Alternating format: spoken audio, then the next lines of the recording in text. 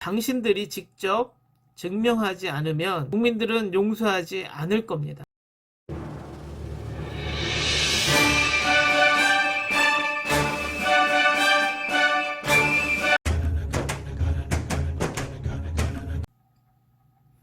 안녕하세요. 정치를 품격 있게 풀어드리는 정치클래스TV의 심상만입니다. 오늘은 조국 전 장관 사태와 채널A 이동재 녹취록에 관한 사건을 비교해보면서 과연 이 두 사건 중 우리 사회에 어떤 것이 더 충격적인 것인가에 대해서 이야기해 보겠습니다. 작년 조국 민정수석이 법무부 장관으로 임명되면서 불거진 2019년 최대 이슈가 된 조국 전 장관 사태를 잠깐 살펴보겠습니다. 지금 한창 재판 중이고 이 이슈가 지금의 코로나19만큼이나 모든 매스컴에서 심지어 조국 장관이 산책을 나갔다, 조국 가족이 짜장면을 시켜 먹었다, 정말 일거수일투족, 우리가 알 필요도 없는 것까지 기자들의 입으로 듣게 되는 초유의 사태까지 봐왔습니다. 그러나 지금의 조국 장관 가족의 재판이 진행되고 있는 이 시점, 여러분은 조금 이상하다라는 생각이 안 드시나요? 4.15 총선에서 가장 좋은 이슈거리를 미통당이나 보수 언론에서 집중적으로 보도하지 않고 있습니다.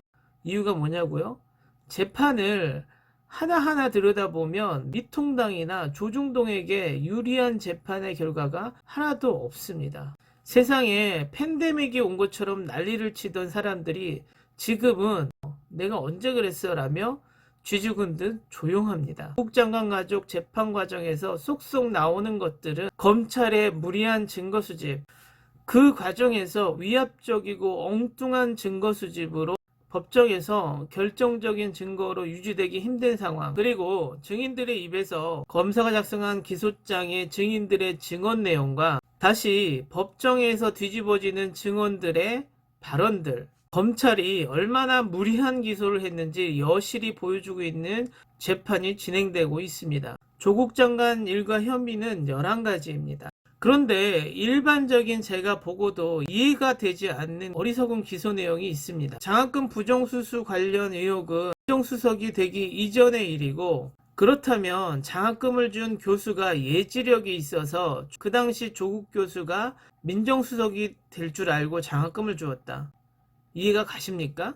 자녀비리 의혹은 표창장 위조가 아니었다라는 판결이 나게 되면 증거 조작 의혹은 당연히 없어지는 것입니다. 범죄가 아닌 일을 증거 조작할 수는 없기 때문이죠. 그리고 자녀의 논문 참여인데 이것이 범죄가 확실하다면 당연히 미통당 나경원 의원 아들도 법의 심판을 받아야겠죠. 나경원 의원 측은 조국 자녀와 같은 혐의로 지금 고발 11차례를 당했지만 단 한 번의 참고인 조사밖에 이루어지지 않았습니다. 이상하죠?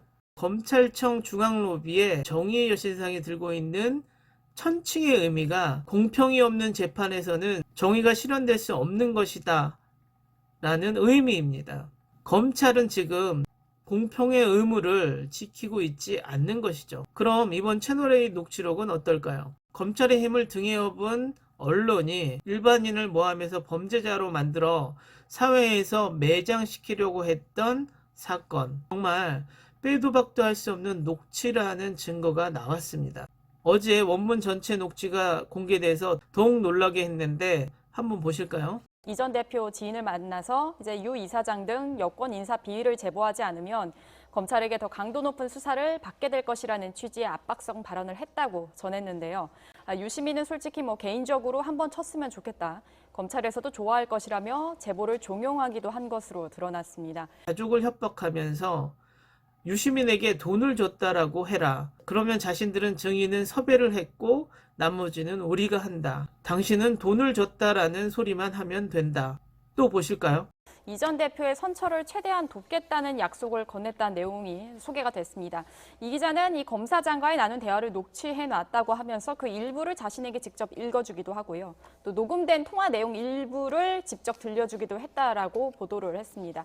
그러면 당신은 선처를 받을 수 있다. 징역 12년형을 받은 범죄자를 찾아가서 가족 협박의 형량 감량이라는 회유까지. 만약에 여러분이 저런 입장에 있어서 저런 협박과 회유까지 받았다면 어땠을까요? 얼마나 공포스럽고 흔들렸을까요? 아마 저 시나리오가 실행이 되었다면 지금의 4.15 총선 전국은 미통당 쪽으로 확 기울어져 있었겠죠. 그런데 지금의 검찰의 행동이 너무나 이해가 되지 않습니다. 녹취가 나왔고 녹취 당사자까지 다 공개가 되었고, 만약에 채널A 이동재 기자가 검사장을 사칭을 했고 거짓 협박과 회유를 했다면 당연히 검찰 측에서는 검사장을 사칭한 범죄인데 빠른 조사를 하는 것이 일반적인 상식이겠죠. 하지만 검찰 측은 MBC에게 자료를 넘겨라, 그리고 채널A에게는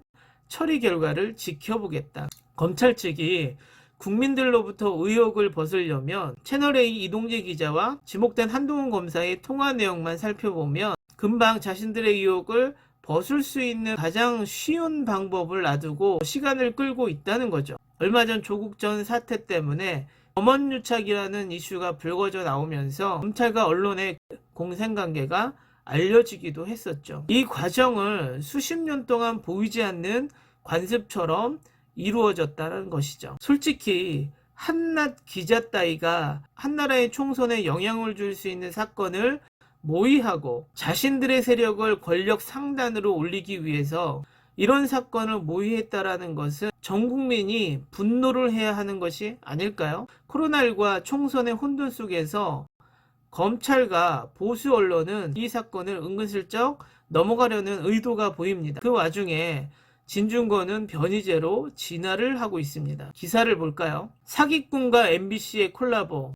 조선일보가 진중권의 목소리를 기사로 내고 있습니다. 어디서 많이 본 모습 같지 않나요? 최순실과 박근혜의 녹취록이 나왔는데도 아직도 태블릿 PC에 목을 메고 있는 변희재와 진중권이 요즘은 왜 쌍둥이처럼 보일까요? 하지만 대한민국 국민들은 당신들이 생각하는 그리 쉬운 상대가 아닙니다. 우리는 기억하고 끝까지 밝혀낼 것입니다. 정의의 여신상이 들고 있는 천칭의 의미가 공평이 없는 재판에서는 정의가 실현될 수 없다는 것, 당신들이 직접 증명하지 않으면 국민들은 당신들을 용서하지 않을 겁니다. 오늘은 여기까지 하겠습니다. 오늘도 코로나19 꼭 극복합시다. 항상 시청해 주셔서 고맙습니다.